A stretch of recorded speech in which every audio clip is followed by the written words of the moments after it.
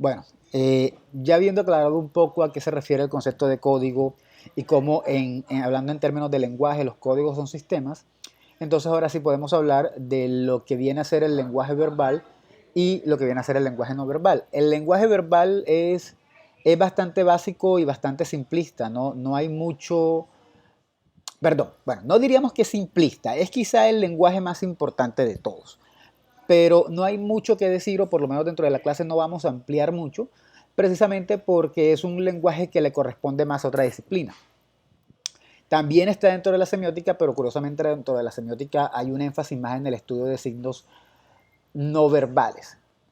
Hay una corriente particular que se llama semiolingüística y en esa corriente sí hay un poco más de interés de pronto en analizar el lenguaje verbal, pero no es como tan, no abarca toda la semiótica, ¿no? La semiolingüística es solo una parte, una pequeña parte de lo que sería la semiótica. Bien, habiendo dicho ello, bueno, decimos que el lenguaje verbal se compone de lenguas naturales. ¿Qué entendemos por lenguas naturales? Bueno, las lenguas naturales son las lenguas que nosotros hablamos, son las lenguas que nosotros producimos, son las lenguas que heredamos de nuestra familia, de nuestra cultura, esas son lenguas naturales. Muchos se deben, claro que las hay. Los lenguajes de comunicación pueden considerarse de alguna manera un tipo de lengua porque son muy estructurados, pero definitivamente no son naturales. O les pongo un ejemplo, los que ven Game of Thrones o los que han visto El Señor de los Anillos o todo este tipo de cosas, bueno, en estas series hay lenguajes, hay lenguas que han sido creadas para la serie. Esa definitivamente no es una lengua natural. Se entiende natural no el hecho de que tenga una estructura particular o una forma normal de presentarse, no, sino el hecho de que fue creada naturalmente. Nadie se puso a decir, me voy a inventar una lengua en la que esta palabra va a significar gato, esta va a significar loro. No, no, no. Las cosas se fueron dando naturalmente, la lengua se fue alimentando sola. Esos son lenguas naturales. Y en el mundo hay más de 3.000 lenguas naturales. Ustedes van a decir, pero ¿cómo van a haber más de 3.000 si hay 6.000 millones de personas? O sea, una lengua por millón. No, obviamente hay lenguas como el inglés o lenguas como el español o lenguas como el chino que las habla mucha gente, pero hay lenguas que las hablan pequeñas minorías, son lo que uno llama lenguas de las minorías. Y en ese sentido, por lo menos vemos el mapa de Colombia, donde hay muchas, muchas lenguas. Colombia cuenta en teoría con 63 lenguas indígenas, más dos lenguas criollas. No vamos a hablar de que es una lengua criolla, pero por lo menos se cuenta de diferentes lenguas indígenas y realmente hay grupos que son muy pequeños, o sea, que son de 100, 200 personas, hay otros que son más grandes, pero que son apenas de 3.000 personas. Quizás la lengua más hablada de Colombia es el guayunaquí y escasamente llega a unas 400.000 personas. Además del español, que bueno, ya esa sí tiene como 46 millones, 50, no sé en cuánto estará la población actualmente. Entonces, esos son lenguas naturales y cada país tiene diferentes lenguas. Generalmente creo que no hay ningún país que tenga una sola lengua. Hay países como México que tienen hasta más de 300 lenguas. Y todas esas son lenguas naturales. Hablando de ello, quiero hacer una aclaración, es que muchas veces se habla de estas lenguas como dialectos, grave error. Estos no son dialectos, son lenguas. Ahora, ¿qué es una lengua? Bueno, desde el punto de vista de la lingüística, la lengua tiene una definición que no vamos a tener en cuenta aquí, sino que vamos a tener en cuenta la definición. Van a decir que para que haga la aclaración, bueno, para que sepan que lo que voy a decir es una definición semiótica, vamos a dar su definición semiótica. Una lengua o idioma, que son más o menos lo mismo, es un código lingüístico constituido por signos y reglas. O sea, es igual a cualquier lenguaje. Hay signos y reglas. ¿Cuáles son nuestros signos? Las palabras. ¿Cuáles son nuestras reglas? Bueno, las reglas de estructurar, cómo armar las estructuras, en qué contextos hablar, cómo dirigirnos. Y esas reglas son establecidas por una gramática respectiva. ¿Qué es una gramática?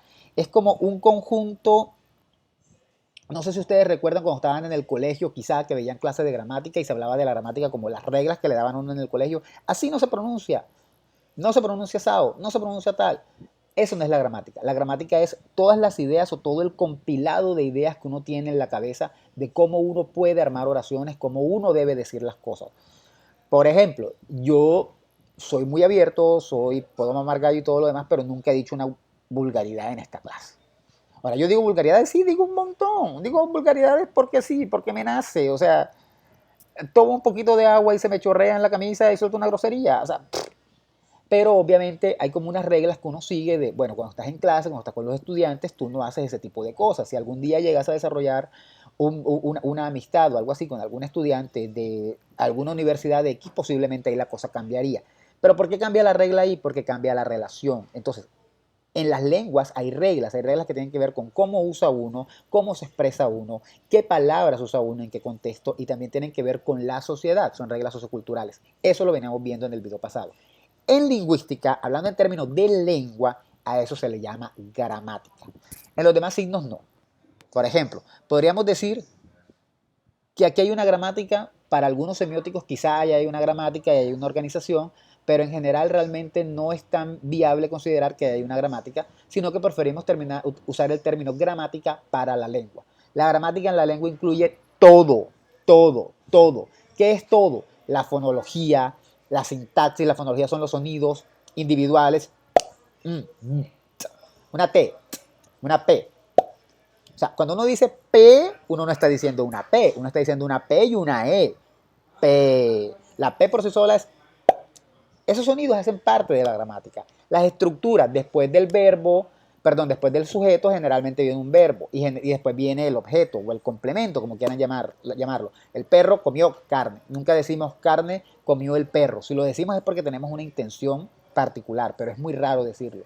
Esa estructura también hace parte de la gramática. Los significados hacen parte de la gramática. Incluso los significados de diccionario, como sapo, siendo un sapo, como los significados pragmáticos que usamos de sapo, zona metiche que se mete en lo que no le importa. Todo eso, todo lo que, cómo manejamos la lengua, hace parte de lo que se conoce como gramática. Este es un concepto lingüístico. Posiblemente van a hablar con mucha gente y les va a decir, no, eso no es gramática. Esa persona que diga eso no sabe realmente cómo funciona la lingüística, porque eso sí es la gramática. La gramática es todo lo que está guardado aquí en el cerebro sobre cómo estructuramos nosotros nuestra lengua y cómo la usamos en el diario vivir. Y la gramática se respeta, pero la respetamos no porque digamos, no, no hay que respetarla. La respetamos porque la tenemos tan aquí que ya sabemos lo que tienen que hacer. Es como cuando sus mamás, a muchos les pasa, no sé si les pasará que su mamá lo llama y les dice, no sé quiéncito, ven acá, no sé quiéncito, y dicen, señora, esa señora no es ni siquiera algo que piensen, es algo que ya lo tienen internalizado. Cualquiera diría, es respeto, sí es respeto, pero no es porque en ese momento la persona reflexionó y dijo, voy a respetar a mi mamá y le voy a decir señora en vez de qué. No, es que ya lo tiene internacionalizado. Así funciona la gramática. Son unas reglas, pero uno no las aprende, están guardadas aquí.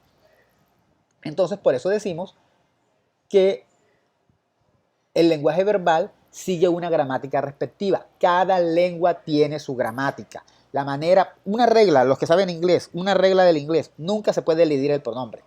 Yo no puedo decir soy, yo no puedo decir I'm a student. No, o sea, algunos lo hacen comúnmente, no está tan bien visto porque se considera que es ambiguo. Quizás en el caso de am es fácil porque es la única forma que hay, pero en el caso de otros verbos como do the homework, tú dices do the homework, pues estarías diciéndole realmente a la persona que haga la tarea, do the homework. Pero si estás refiriendo a ti, a yo hago la tarea, esa estructura está mal, eso no hace parte de la gramática, porque en el inglés los pronombres se expresan, en el español podemos decir simplemente hago la tarea. Eso tiene unas razones, y es que en el verbo se percibe, eso tiene unas reglas. En el inglés generalmente el adjetivo va antes del nombre. Pretty girl, no decimos niña bonita, no decimos girl pretty, o sea, decimos pretty girl. Esas son reglas de la gramática. Ahora, ¿cómo te expresas dentro de la comunidad también? A veces vemos una serie gringa o una película y vemos que hay un chiste y nos sonreímos, mientras que para un gringo sería morirse de la risa porque para él el chiste es más claro, porque hace parte de su cultura. En el francés, por ejemplo, el, el, el sujeto, perdón, el adjetivo va después del verbo. Algunas veces se coloca, perdón, después del nombre, algunas veces se coloca antes. Eso hace parte de la gramática. En el francés, hace mucho tiempo, siempre te dirigías a todo el mundo con usted. O sea, tú eras una señora de 60 años y había un muchacho de 35 y tú le decías, vous pouvez passer, qué sé yo, algo así como usted quiere pasar, porque esa era la dinámica cultural, lo ustedeaba. Acá no, acá a veces vemos señores mayores y simplemente lo vamos tuteando porque sí. Eso hace parte de la gramática de una lengua, ¿está claro? Y la lengua la estudia la lingüística. Eso lo sabemos hace bastantito. Habiendo hecho esas aclaraciones de lo que es el lenguaje verbal, vamos a analizar algunas de sus características o vamos a presentarlas muy someramente. Entonces, tiene un carácter vocal auditivo, es decir, el canal es vía oral. Muchos me dirán, pero profesor, uno también puede escribir. Claro, pero usted primero habla. De hecho, la prueba está en que una persona puede vivir toda su vida sin saber escribir. Va a tener problemas educativos, pero de comunicación posiblemente no los va a tener. El lenguaje verbal, llamado también natural, es vía oral. Difusión, transmisión y recepción unidireccional. Es decir, uno envía y la otra persona recibe. Funciona así.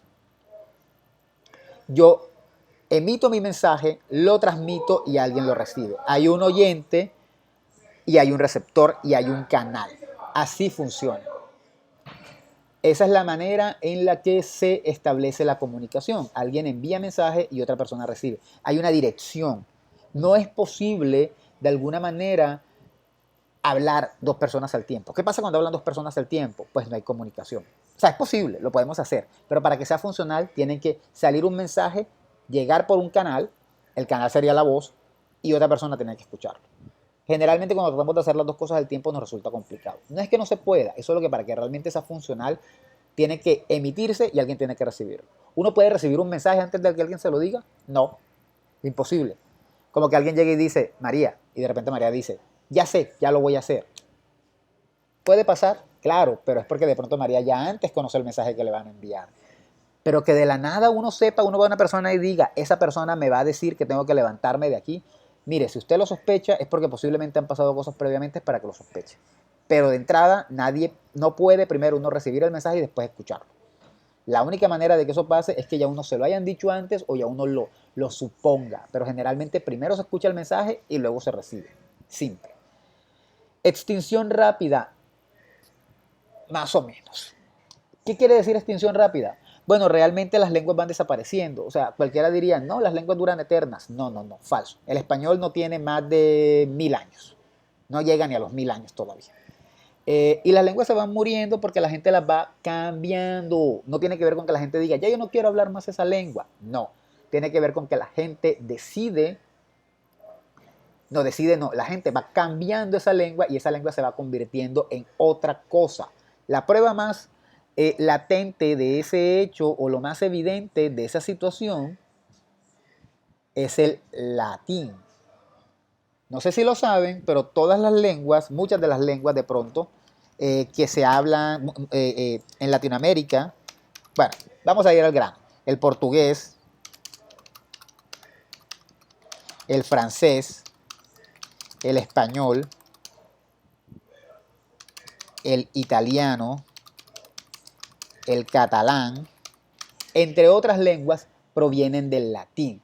Realmente se supone que nosotros lo que estamos hablando es un latín malo. Antes existía el latín, que era una lengua, era la lengua del Imperio Romano, y todo el mundo la hablaba y era chévere, pero resulta que se fue separando, esa lengua se fue mezclando con otras lenguas. Imagínense que el Imperio Romano está en Roma, está en Italia, y se mueve a España e invade España. Al invadir España llevan el latín. Entonces, el que habla la lengua, el que habla la lengua que se hablaba en España en ese momento dado, mezcla las dos lenguas y ahí surge una nueva lengua. Es como una mezcla, es una hibridación. Habían unas lenguas célticas en España, esas se mezclaron y surgen otras lenguas. A la larga esto va a pasar. Ahora mismo se habla de una cosa que se llama Spanglish. Personalmente yo creo que eso todavía no es una lengua. Mi opinión como lingüista me dice que eso todavía no es una lengua. Pero no sería nada raro que en los Estados Unidos dentro de poco el inglés cambie y termine siendo una lengua un poco diferente a lo que inicialmente fue el inglés. La prueba está en que ya el inglés americano y el inglés británico no son iguales. El inglés americano es un poco más relajado porque las lenguas mueren. Ahora, aquí dice extinción rápida. Por rápida no significa que va a demorar 2 años. Por rápida significa que va a demorar unos 1000 años, 2000 años quizás. Pero para el tiempo de vida que tiene la existencia humana, pues es rápido. Intercambiabilidad. Sí, podemos cambiar de una lengua a otra. Si yo hablo dos lenguas, puedo utilizar mi lengua en este momento dado y luego puedo utilizar la otra que hablo. Especialización. Generalmente, cuando tenemos la lengua oral, verbal, el idioma, realmente tenemos la capacidad de ser muy específicos en lo que estamos diciendo, cosa que en parte los signos no verbales no nos permiten, ¿sí? O sea, hacer algo como esto, por ejemplo, es como, te entendí que ahora no, que quizá después, mañana, atrás, ¿me están siguiendo? No es lo suficientemente especializado. Muchas veces es muy claro, pero a veces necesitamos más de la lengua verbal, que es un poco más clara y nos permite decir cosas que otras no nos permiten.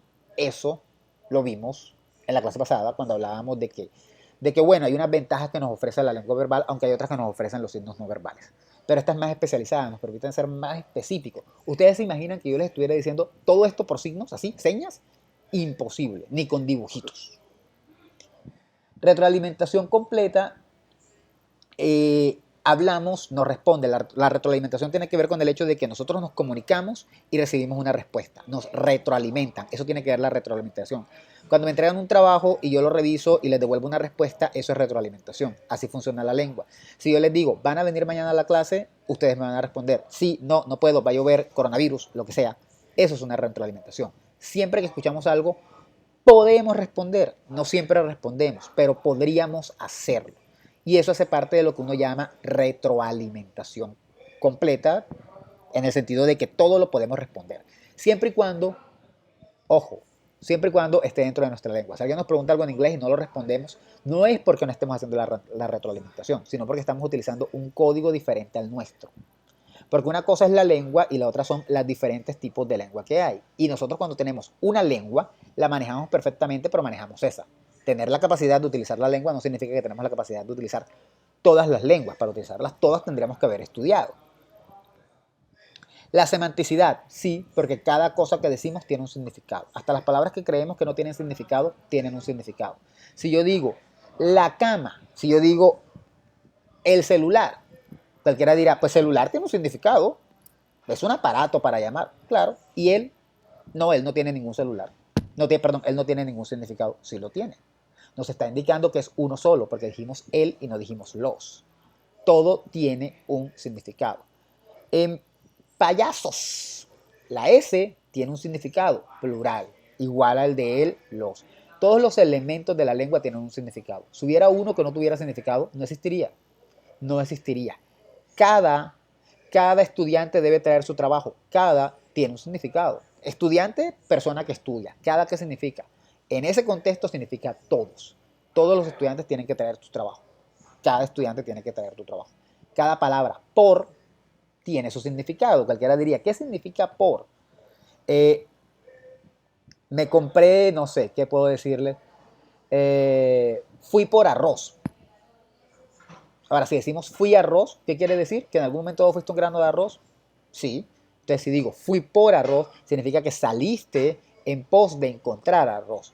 Por en ese caso significa buscar, encontrar, intentar hallar. Todo tiene un significado.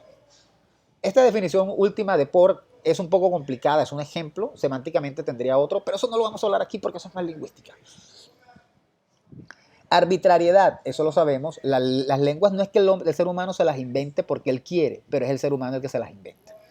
O sea, uno se las inventa intentando comunicarse, uno intenta crear lenguas y se vuelven arbitrarias.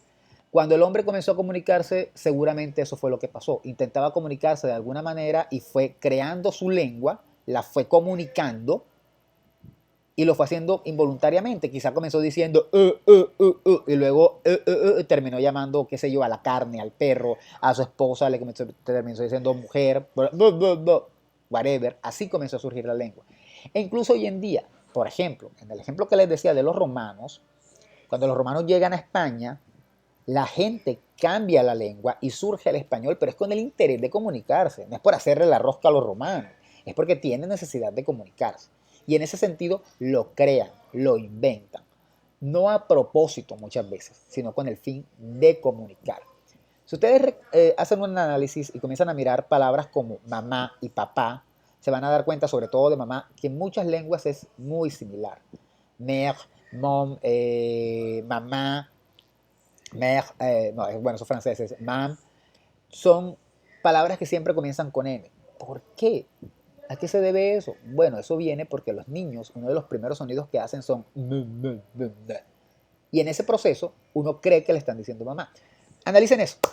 Los que tengan hijos o los que hayan tenido, los que tengan sobrinitos que de repente a los 4 meses ya quiere decir mamá, está diciendo mamá, ya quiere decir mamá. No, no, no, no, no, no, no, no se equivoque. El niño no quiere decir mamá, el niño está diciendo mamá porque está desarrollando una habilidad, pero él no sabe. Él no sabe que esa señora que le da el seno a su mamá. Él sabe que esa señora lo quiere. Y él sabe que ese es su vínculo más cercano que él tiene. Pero él no sabe que ella tiene que decirle mamá. Lo que pasa es que lo escuchamos decir no, no, no, no, no. Y creemos que nos está diciendo mamá y lo comenzamos a motivar. Di mamá, no, no, no. Entonces uno se ríe con él, juega con él, porque entonces él comienza a entender que si dice no, no, no, no, va a ser querido. Y cuando se viene a dar cuenta, se da cuenta que esa es la manera de llamar a la señora. La señora que le da el seno y con la que él tanto quiere, él le dice mamá y ella enseguida le presta atención. Y él dice, bueno, le voy a seguir diciendo mamá. Igualito a un animal. Bueno, más o menos, esto es un poco, estoy simplificando un poco, pero es igual de alguna manera a un animal. El animal no es que él se aprenda su nombre, es que lo escucha tanto que por instinto comienza a responder. Algo así funciona el humano en relación con el niño. El niño sabe que si dice mom le van a prestar atención y comienza a repetirlo, pero en su cabeza no está a pensar él, voy a llamar a mi mamá. No, él apenas está balbuceando.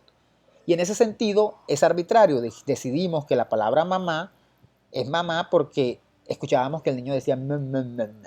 Y así funciona en muchas lenguas. Por eso es una de las palabras que más se parece en los idiomas, ¿sí? Y el mommy existe en un montón de partes, con un montón de, por ejemplo, igualmente con papá, porque después de el sonido que más se produce es, y entre los judíos que hablan hebreo, papa es una palabra que existe para papá. ¿Qué tiene en común el judío con el español? Por allá una relación bien lejana. Pero ¿eso qué se debe? A que posiblemente lo primero que el niño dijo fue se consideró que eso podía ser mamá y luego bueno, entonces si ya sabemos el de la mamá, este tiene que ser el del papá. Bien, tiene un carácter discreto. ¿Qué quiere decir que tiene un carácter discreto? Es muy claro de alguna manera, no permite las ambigüedades, entre comillas. A veces podemos decir cosas que sean ambiguas, pero en general tenemos la capacidad de poder aclarar. Desplazamiento puede referirse a situaciones alejadas en tiempo y espacio. Nosotros podemos contar qué nos pasó antes, qué nos pasó después a través del lenguaje. Eso a veces resulta muy difícil con otros signos. Intentamos de pronto contar con otros signos, con señas, qué pasó y no lo podemos. En este punto viene una duda sobre algo que he dicho mucho. ¿Y cómo hacen los de lenguas de señas? Miren, esa también es una lengua natural.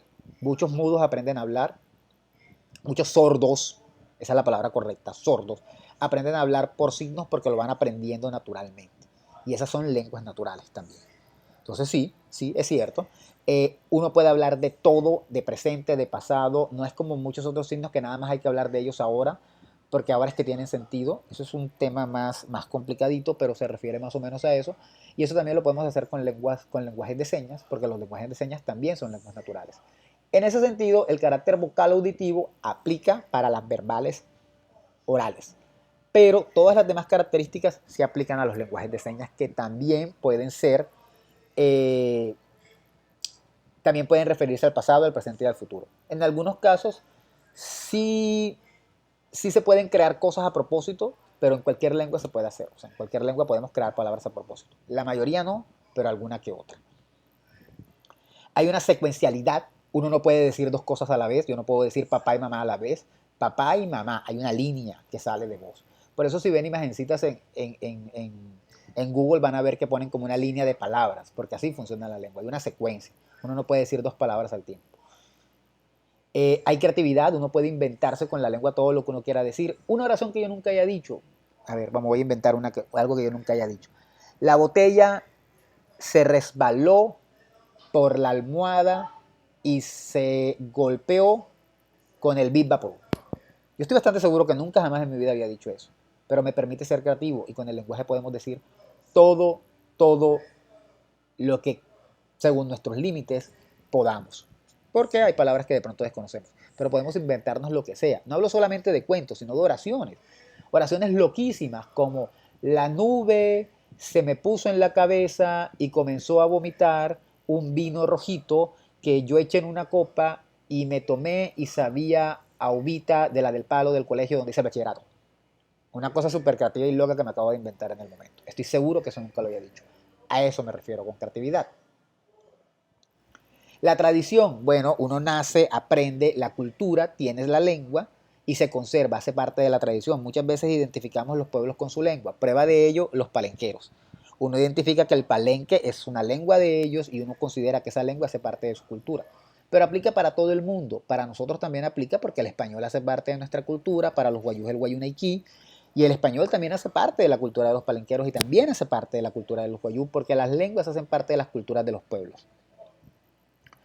Dualidad, es decir, se permite la doble articulación de poder decir, ¿cómo llamar la doble articulación?